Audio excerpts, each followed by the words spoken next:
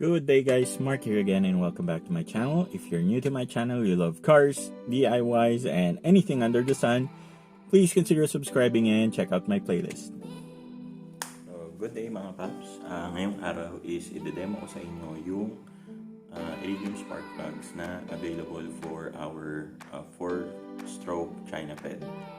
Okay, so mga paps, ito yung ating spark tester or spark plug tester. Gusto ko sanang ipakita sa inyo yung spark ng stock. Ang problema, ang iksi ng ceramic dito. So hindi siya abot. Diba? So ano lang naman to, parang same as ordinary na spark plugs. Yan. So nickel alloy yung tip niya. Versus ito na fine tip iridium. Sige, hanap ako ng ordinary spark plug para lang magkaroon kayo ng comparison. Okay, so pinatay ko na yung ilaw mga paps para mas makita nyo yung spark nya. So itong nasa kaliwa is ordinary spark plugs para similar sa stock. So parang ano lang to, yan, NGK yung brand niya. Tapos ito yung fine tip iridium yung nasa kanan.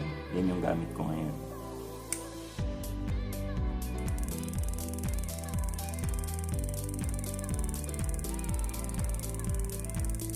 So obserbahan niyo yung spark niya tsaka yung kulay din. Tapos yung laki. I mean yung kapal ng spark. Ayan. So sa ganitong voltahe, kung titingnan nyo, mas malaki yung spark ng iridium. Tsaka medyo bluish siya. Asan pa natin? So ayan, concentrated na yung spark dito. See?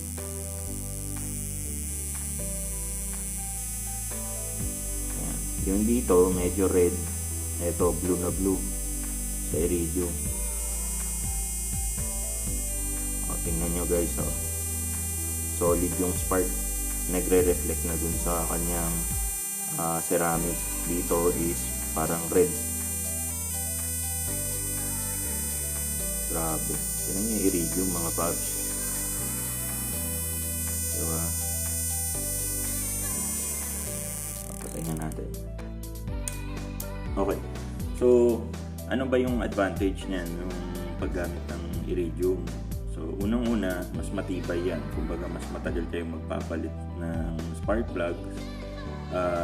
Depende sa inyo. Siyempre, kung nakakaramdam kayo na medyo tumakaw na ulit sa gas, tapos malata na yung takbo, pwede nyo nang palitan.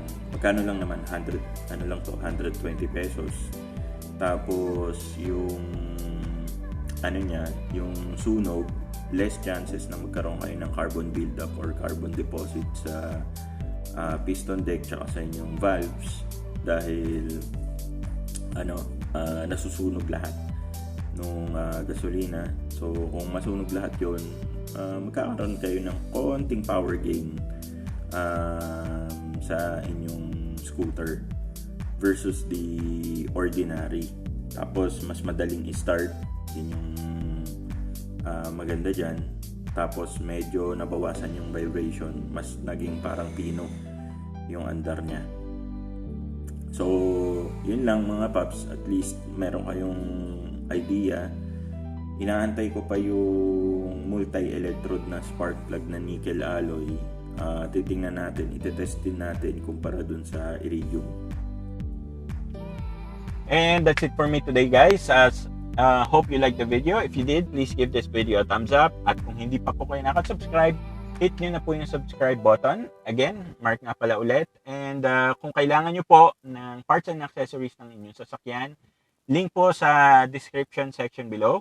Once again, Mark nga pala ulit. Maraming salamat po sa pagsama sa akin today and hope to see you guys on our next video.